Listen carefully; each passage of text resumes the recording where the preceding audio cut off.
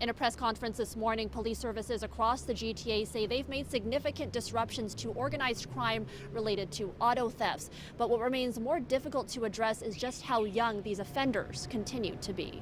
Largely, it's because of the low risk, high payoff. There's a lot of money to be made. That's why Toronto's Deputy Police Chief Robert Johnson says youth continue to be targeted and recruited by organized crime to carry out the violent auto thefts that have been plaguing the city and the country. At a press conference this morning, several GTA police services, all part of a provincial carjacking task force, announced the results of their joint efforts. From September to March, they say 124 arrests were made, with nearly 750 criminal charges laid. Close to 180 stolen vehicles have been recovered, valued at over $10 million. Although auto thefts in 2024 are down 28% in Toronto, these crimes have unfortunately contributed to an increase in home invasions, violent robberies, and gun violence throughout our region. The stats around the arrests are concerning. According to police, about 30% of those arrested were young offenders, and nearly half of those youth were reoffenders, meaning they had already been before the courts for previous charges. The majority of youth, about 72%, were released on bail once again.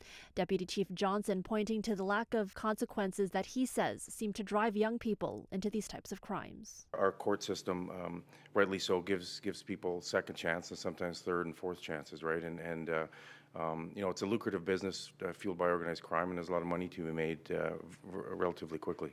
The task force also announcing the dismantling of a criminal network in the GTA that they say was responsible for more than 100 offenses, including car thefts and armed home invasions. Many of the thefts involved violence, some with forceful entry into homes, with demands that the owners hand over the keys to their vehicles. The 3-month investigation, dubbed Project Titanium, resulting in the arrest of 8 people and the recovery of about $5 million worth of stolen vehicles. But there are more investigations ongoing of more criminal networks spanning right across the country and reaching beyond our borders. Well, the demand is overseas. It's Africa, it's the Middle East. And on that, we are working with law enforcement across the world, frankly, Interpol, to make sure that we share information, registration, so that when our cars here from Ontario wind up overseas, we were able to recover them.